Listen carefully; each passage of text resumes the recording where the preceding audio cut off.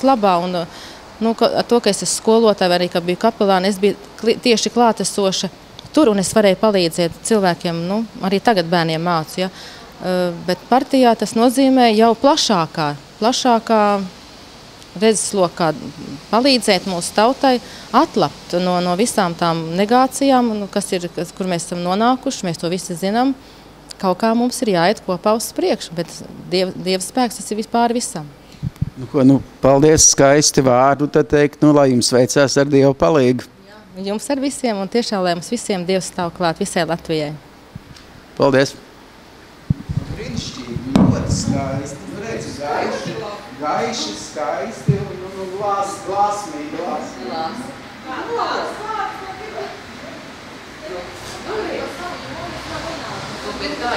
Citu jau nevajag.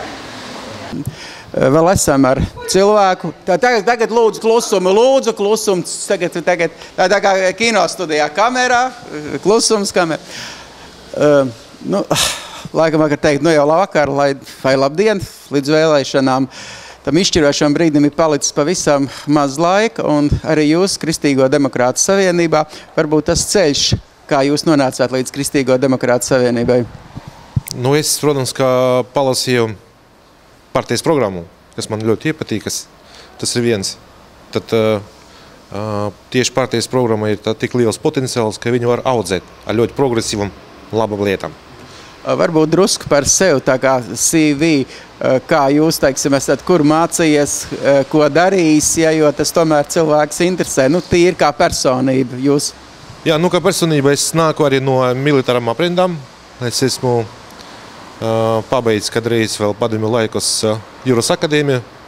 Es dienēju Latvijas jūras spēkos, sakot ar pašas nodibināšanas, atjaunošanas dienas. Tas ir no 92. gada martā. Un es izdienēju Latvijas jūras spēkos līdz amatam jūras spēku komandieris, par ko es biju no 2004. līdz 2009. gadam.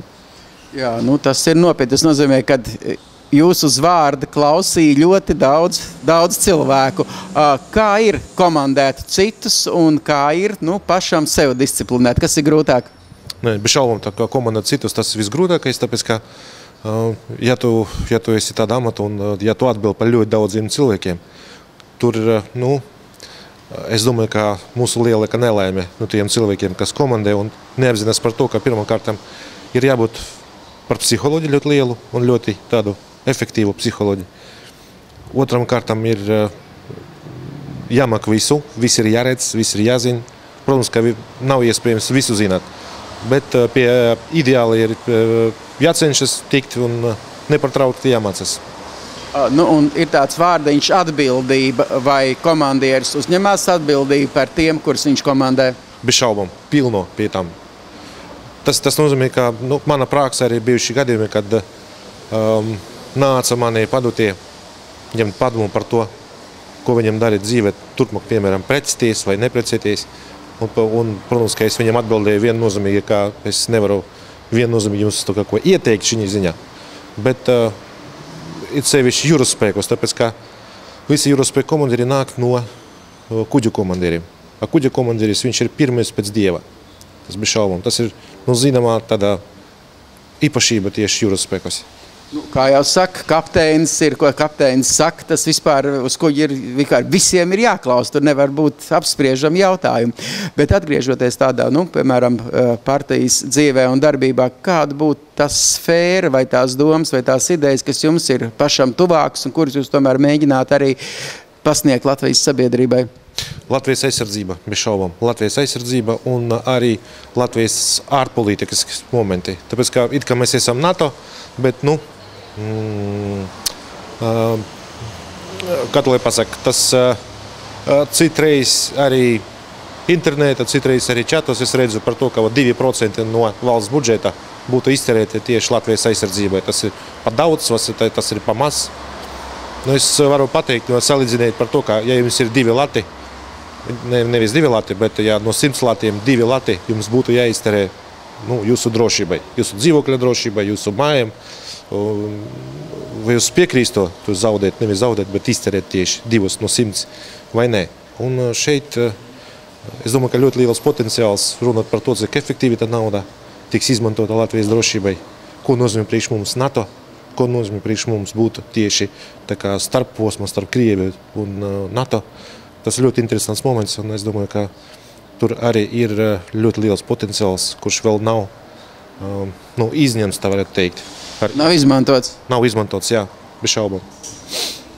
Lūk, tagad ir vēlēšana diena, pavisam drīz, un ja jūs sastapt kādu cilvēku, kurš šaubās, par ko būtu jādod savu balsi, ko jūs viņam teikt, ko jūs viņam ieteiktu? Mēs esam racionāli. Tas ir principā, ko es novēroju vienkārši politikā. Viss iepriekšējais attīstības tāda, ka mūsu racionālisma princips, tas ir princips, pēc kā mēs vādāmies it kā ikdienas dzīve, bet viņš vairs netiek izteņots politikā. Es domāju, ka kristīgiem demokrātiem ir ļoti liels potenciāls ieviest tieši racionālismu principu. Nu ko, paldies, lai veicās. Pateicos, paldies. Paldies.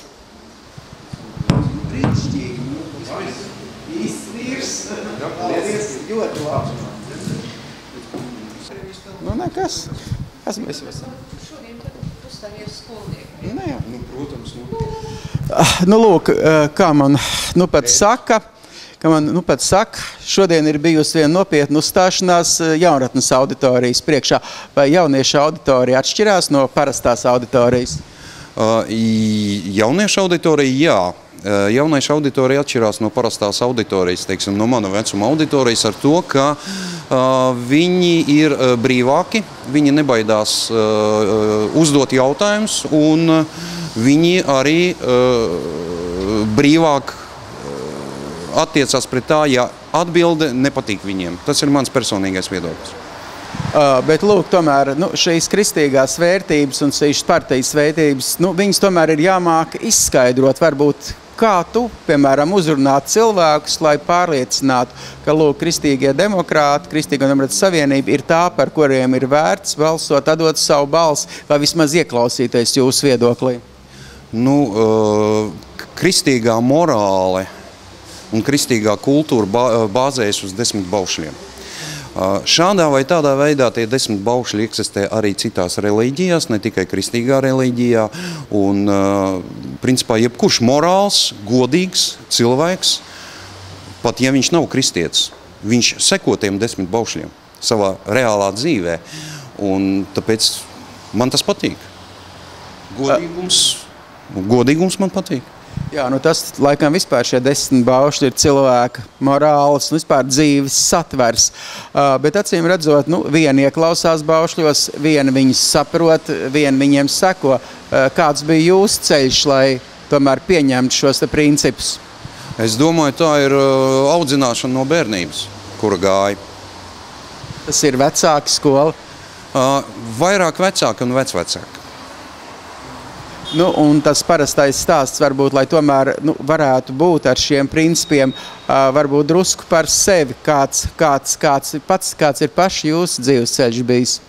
Šī vēlēšanas laikā mums salasījās diezgan liela komanda ar bijušiem militāriem jūrniekiem. Ja? Es esmu arī viens no tādiem pārstāvjiem, kurš dienēja karaflotē, izgāju ceļu no navigācijas daļas komandiera līdz kuģu komandierim, pēc tam arī dienēja citās apakšvienībās Nacionālās bruņotajos spēkos.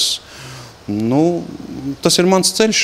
Gāja. Tagad esmu atvaļināts virsnieks un uz doto brīdi arī esmu saistīts ar to, ka palīdzu mūsu valstī audzināt un veidot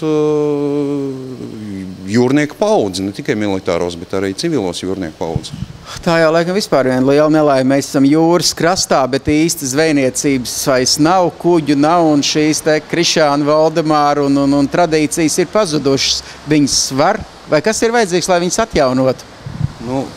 Pirmais ir vajadzīgi cilvēki, kuri gribētu turpināt to Krišāna Valdemāra ceļu un iet pa viņu, un tādi ir. Paskatieties Jūras akadēmijā, mūsu Latvijas Jūras akadēmijā, diezgan liels konkurss. Cilvēki daudz mācās dažādās specialitātēs un labprāt mācās. Iet projām no akadēmijas diezgan maz cilvēku. pārsvarā turās līdz izlaidumam un arī cenšas strādāt tālāk jūrniecībā. Bet vai tas nav tā, ka tas ir dzīves ceļš, no kur šķirties nevar? Ja tu esi aizgājis jūrniecībā, tad tu esi tā kā ar šo jūrniecību salauzts. Manā gadījumā tā arī sanāca. Šādā vai tādā veidā es biju sācis savu ceļu jūrā, vēl būdams jauns puika. Es burāju. Uz kādām jahtām? Uz drakoniem. Tādi laikam vairs jau tādi nav. Tādus vairs nav. Tas bija vecais olimpiskais klases, tagad sailing klases. Savā laikā, puika laikos sāka. Tas bija mans ceļš uz jūru. Dzīvojot te Rīgā, Jūrmala, tas ir visiem rīdziniekiem tuvs jēdziens un jūras šalkoņi un joda smarža, tas ir mums asinīs visiem. Es nerunāju par kurzemniekiem, tie vispār tālu priekšā mums visiem rīdziniekiem stāv. Bet jūra, es domāju, priekš latviešu un cilvēku, kurš dzīvo Latvijai, tas ir tūs. Un tas ir dabīgi, ka daudz cilvēku izvēlās ceļu jūrā. Ceļš partijā, ceļš jūrā, vai ir vajadzīga arī jūrā veiksme? Vienzīmīgi veiksme vajadzīga visā dzīvē, visos pasākumos. Partijas ceļā, es domāju, priekš partijas veiksme nav tas noteicošais moments, bet noteicošais moments ir tie cilvēki, kuri izvēlās. Un mans ceļš, teiksim, kļūt par deputātu kandidātu bija diezgan no vienas puses ļoti ātrs un no otras puses diezgan garš. Pagājuši gadu, kad es atvaļinājos no Nacionālajiem bruņotajiem spēkiem, es sāku vairāk neinteresēties politikā, bet centīties kaut kā iesaistīties politikā. Es skatījos vairāk partiju piedāvājums? Ne piedāvājums, beidziet. Piedāvājumi, tas nav darba tirgus, tas ir cits drusku. Skatījos pozīcijas, programmas un manai iekšējai, teiksim, konstitūcijai, manai saprašanai, tā bija vistuvākā programma un tuvākais ceļš priekš manīm. Kurā vēlēšana apgabalā jūs esat? Es esmu Rīgas vēlēšanas apgabalā. Un man liekas, tagad ir īstais laiks izdarīt to, pa ko mēs runājam jau vairākus gadus. Tas ir, respektīvi, politiķu paudzes maiņa. Un tagad ir ļoti labs laiks to izdarīt. Lai šis laiks būtu veiksmīgs arī jums. Paldies! Paldies jums! Un esiet aktīvi, lūdzu. Tieši tā. Visu labu! Ļoti labi. Tikai klusiņām.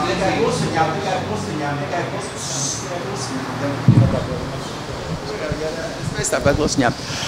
Acīm redzot, dzīvojot to reālo dzīvi, kur mēs dzīvojam, vienmēr jāizdara kaut kādas izvēles, ko darīt, kur iet, ar ko draudzēties. Acīm redzot, tev arī kaut kādi principi, kā tu izvēlēsi savus draugus vai partijas biedrus.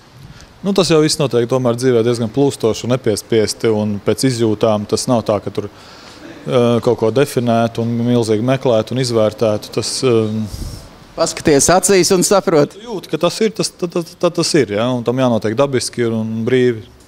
Tu tomēr esi pēc savas būtības, kā saka, konstitūcijas mākslinieks. Mākslinieks šajā laikā parasti jūtās ļoti pazudis un daudz ir varbūt dziļi nelaimīgi, dziļi laimīgi. Kā tev ir izdevies saglabāt tādu labu pasaules sajūtu?